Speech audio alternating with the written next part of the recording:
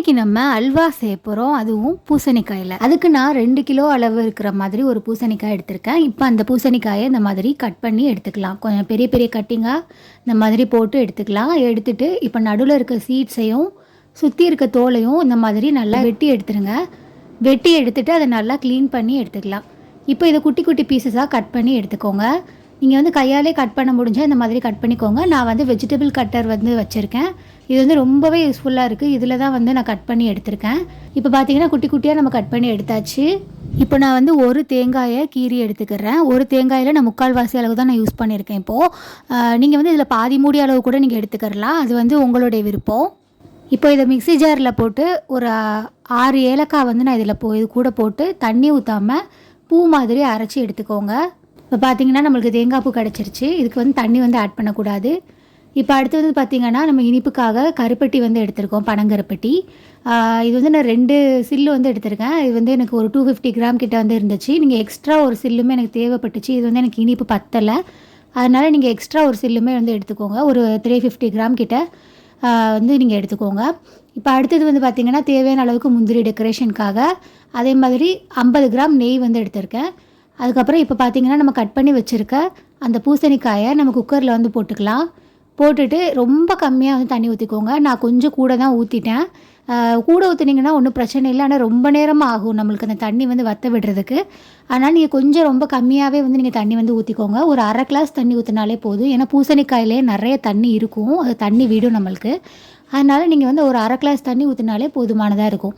இப்போ ஒரு 1/2 கிளாஸ் தண்ணி ஊற்றி அதை வந்து நம்ம மூடிட்டு ஒரு 3 விசில் போட்டாலே போதும். நல்லா வந்து பூசணிக்காய் வெந்துடும். விசில் அடிக்கிறதுக்குள்ளே நம்ம வந்து கருப்பட்டியை வந்து தண்ணியில் கரைச்சிடலாம். இப்போ பாருங்கள், நம்ம எடுத்து வச்சுருக்க கருப்பட்டியை ஒரு கிளாஸ் அளவுக்கு தண்ணி ஊற்றி அதை வந்து நல்லா கரைச்சி எடுத்துக்கோங்க. எனக்கு வந்து 2 கருப்பட்டி, நான் சொன்ன மாதிரி 2 கருப்பட்டி எனக்கு இனிப்பு பத்தலை, எக்ஸ்ட்ரா ஒரு கருப்பட்டியுமே தேவைப்பட்டுச்சு. அதனால் நான் அதை வந்து தனியாக நான் எடுத்து வச்சுருக்கேன். இப்போ பாருங்கள், நம்மளுக்கு குக்கரில் வந்து 3 விசில் போட்டதுக்கப்புறமா நல்லா வெந்துருச்சு. இதை ஒரு ஸ்மாஷர் வச்சு எந்த கட்டியும் இல்லாமல் நல்லா வந்து மசிச்சு எடுத்துக்கோங்க. இப்போ அது நீங்கள் குக்கர்லேயே வச்சு செய்கிறதா இருந்தாலும் செய்யலாம். நான் வந்து இப்போ கரண்ட் அடுப்பில் செய்கிறதுனால இதில் குக்கர் வைக்க முடியாது. நான் அதனால் சட்டிக்கு வந்து இதை மாற்றிக்கிறேன். மாற்றிட்டு இப்போ பாருங்கள், நல்லா வந்து கொதிக்க விடணும். ஒரு 2 மினிட்ஸ் நல்லா அப்படி கொதிச்சதுக்கப்புறமா கிளறி விட்டுக்கிட்டே இருங்க. இப்போ வந்து நம்ம எடுத்து வச்சுருக்க தேங்காய் பூவை வந்து இதில் ஆட் பண்ணிக்கலாம். ஆட் பண்ணிவிட்டு நல்லா வந்து கலந்து விட்டுக்கோங்க. அப்புறம் பார்த்திங்கன்னா நல்லா கலந்ததுக்கப்புறமா நம்ம கரைச்சி எடுத்து வச்சுருக்க அந்த பனங்கருப்பட்டியை இதில் வந்து ஆட் பண்ணிக்கலாம். இப்போ கடைசியாக வந்து பார்த்திங்கன்னா நம்ம நெய் வந்து 50 கிராம் எடுத்து வச்சுருந்தோம்ல, அதில் வந்து நம்ம எடுத்து வச்சுருக்க முந்திரியை வந்து நல்லா வந்து வறுத்து எடுத்துக்கிறேன். எடுத்துகிட்டு அதை வந்து இது கூட நான் ஆட் பண்ணிக்கிறேன்.